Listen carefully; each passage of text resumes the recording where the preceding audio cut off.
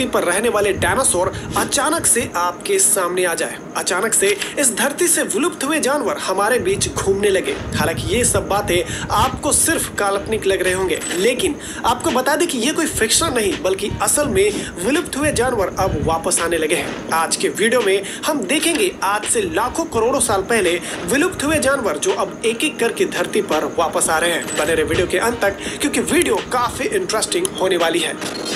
Woolly rhinoceros दोस्तों, ये है राइनो जो आज से करोड़ों साल पहले आइस एज के जमाने में इस धरती पर रहा करते थे, जो काफी हद तक ठंडा रहता था और यही वजह था कि उनके शरीर में काफी लंबे लंबे बाल होते थे। साथ ही ये काफी विशालकाय हुआ करते थे। लेकिन जब आइस एज खत्म हुआ तो क्लाइमेट चेंज और इंसानों के द्वारा लगातार शिकार करने की वजह से ये वूली राइनोज पूरी तरह इस दुनिया से एक्सटिंक्ट हो गए। और हैरानी की बात यह है कि इनके बॉडीज आज भी साइबेरिया के ठंडे बर्फीले इलाकों में मिलते रहते हैं, लेकिन रिसर्च में कोई हाई क्वालिटी जेनेटिक मटेरियल नहीं मिलता।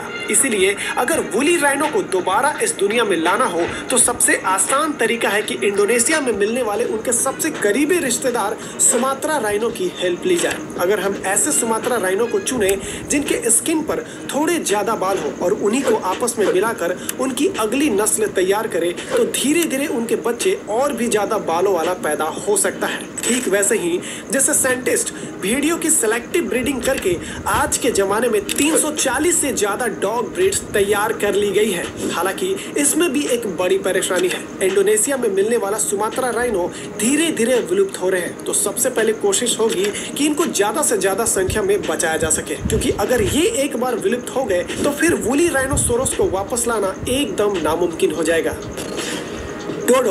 डोडो पक्षी दरअसल एशिया के कबूतरों की प्रजाति से इवॉल्व हुआ था। उनके पूर्वज उड़ते उड़ते मॉरिशस आ पहुंचे थे। वहां कोई शिकारी जानवर नहीं था, इसीलिए डोडो को किसी चीज का डर नहीं था। लेकिन 1638 में जब कुछ डच सिपाही मॉरिशस पहुंचे तो उन्होंने डोडो का शिकार करना शुरू कर दिया। साथ ही वो अपने साथ कुत्ते, बिल्ली, बंदर और चूहे जैसे शिकारी जानवर भी ले आए थे। और इन्हीं सब वजह से डोडो पक्षी धीरे धीरे खत्म हो गया और करीब 1690 तक ये पूरी तरह से विलुप्त हो गया। लेकिन अच्छी बात यह है कि डोडो के कई प्रिजर्व नमूने आज भी मौजूद हैं, जैसे कि ऑक्सफोर्ड डोडो जिसका सिर आज भी बहुत अच्छे हालात में रखा गया है। और 2022 में तो उनका पूरा जीनोम को भी सीक्वेंस कर लिया गया था। अब वैज्ञानिकों ने निकोबार पिजन जो डोडो के सबसे करीबी जेनेटिक रिश्तेदार है उसे चुना है और क्रिस्पर नाम की टेक्नोलॉजी की मदद से इन पिजन के जीन में एडिटिंग करके बहुत जल्द डोडो को दोबारा इस दुनिया में वापस लाने की तैयारी हो रही है।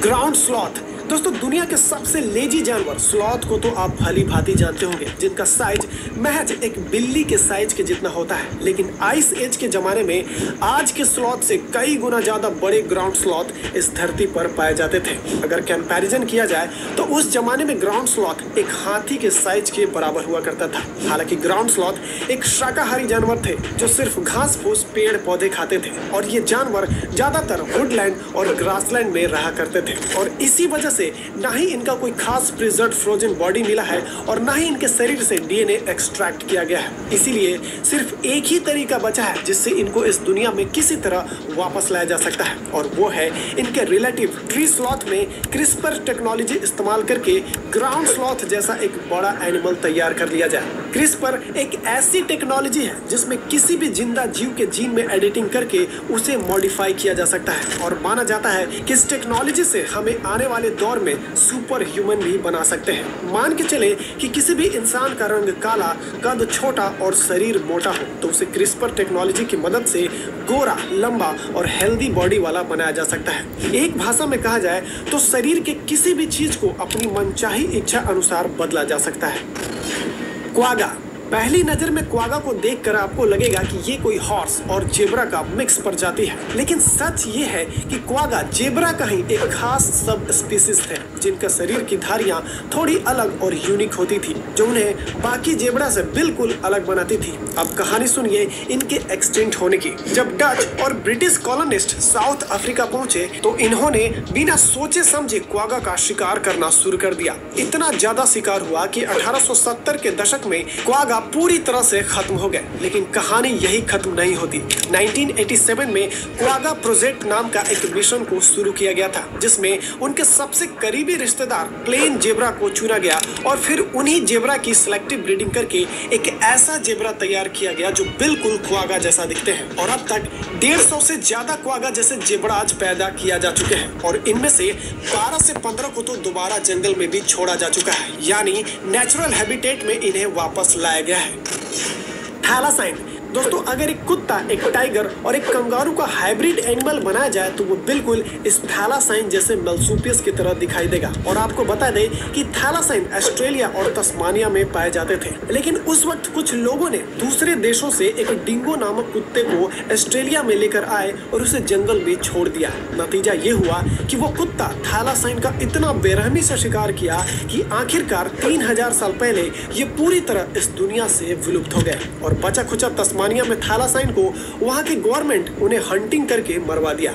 और आप अभी जिस फोटो और वीडियो को देख रहे हैं वो इस दुनिया का आखिरी फीमेल थैलासाइन की है, जो जू में खराब ट्रीटमेंट की वजह से 1936 में मर गई थी। लेकिन फ्रेंड, थैलासाइन के 750 से भी ज्यादा प्रिजर्व्ड स्पेसिमेंस दुनिया भर के म्यूजियम में मौजूद हैं, जिसमें कुछ यंग थैलासाइन जो उनके मदर के गर्भ से निकाले गए थे वो आज भी इथेनॉल में प्रिजर्व रखा हुआ है। और 2018 में इनका जीनोम पूरी तरह से सीक्वेंस कर लिया गया था। आसान भाषा में कहा जाए तो जीनोम पूरा डीएनए का कलेक्शन होता है, जिसमें यह तय किया जाता है कि कोई जीव किस तरह से डेवलप होगा। अब एक छोटा सा जानवर है फैट टेल डनाट, जिसका जीन थैलासाइन से 95% तक मिलता है। साइंटिस्ट लोग अब उसके बच्चों में थैलासाइन के बचे हुए 5% जीन डाल रहे हैं, एक खास तकनीक से जिसका नाम है क्रिस्पर टेक्नोलॉजी। और इसी तरीके से थैलासाइन को दोबारा जिंदा करने की तैयारी हो रही है। अगर सब कुछ सही चला तो जल्द ही थैलासाइन को तस्मानिया के जंगल में वापस छोड़ा जाएगा।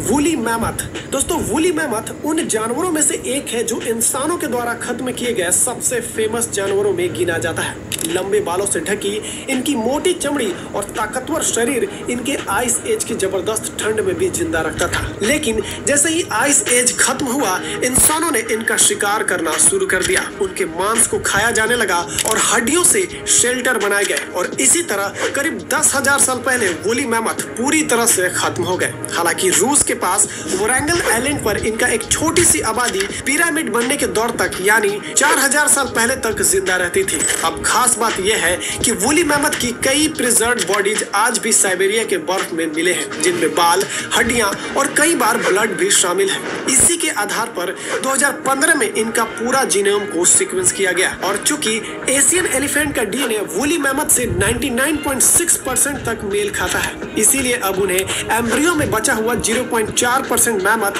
जीन डालकर एक हाइब्रिड तैयार किया जा रहा है। और उम्मीद है कि 2027 तक दुनिया का पहला नया जायंट मैमथ पैदा किया जा सकेगा।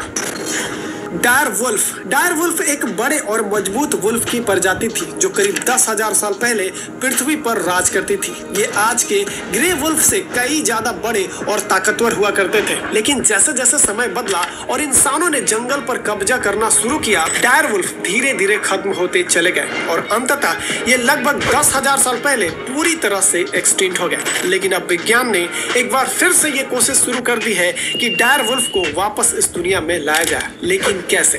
आज के वुल्फ के जीन में क्रिस्पर तकनीक से डायर वुल्फ के कई जीन एडिट किए जा रहे हैं। फिर इन खास वुल्फ की सिलेक्टिव ब्रीडिंग की जाएगी ताकि धीरे धीरे इनका आकार, ताकत और दिखावट पुराने डायर वुल्फ जैसे हो जाए। अगर ये काम सफल रहा तो आने वाले सालों में जंगलों में हमें फिर से डायर वुल्फ घूमते हुए देख सकते हैं। तो दोस्तों, ये थे दुनिया के कुछ ऐसे जानवर जो लाखों करोड़ों साल पहले इस धरती पर जिंदा थे, जो अब धीरे धीरे वापस आ रहे हैं। और साइंटिस्ट का दावा है कि आने वाले सालों में इस धरती पर ऐसे सैकड़ों जानवर फिर से जन्म लेंगे जिसे लोग बस सिर्फ किस्से कहानियों में जानते थे। वीडियो कैसी लगी हमें जरूर बताएं और वीडियो को लाइक करना ना भूलें। आपको इनमें से कौन सा जानवर का वापस आना सबसे ज्यादा अच्छा लगा हमें कमेंट करके जरूर बताएं और चैनल पर पहली बार आए तो प्लीज इसे सब्सक्राइब जरूर कर लें। मिलते अगले वीडियो में एक नए और इंटरेस्टिंग टॉपिक के साथ, तब तक के लिए जय हिंद।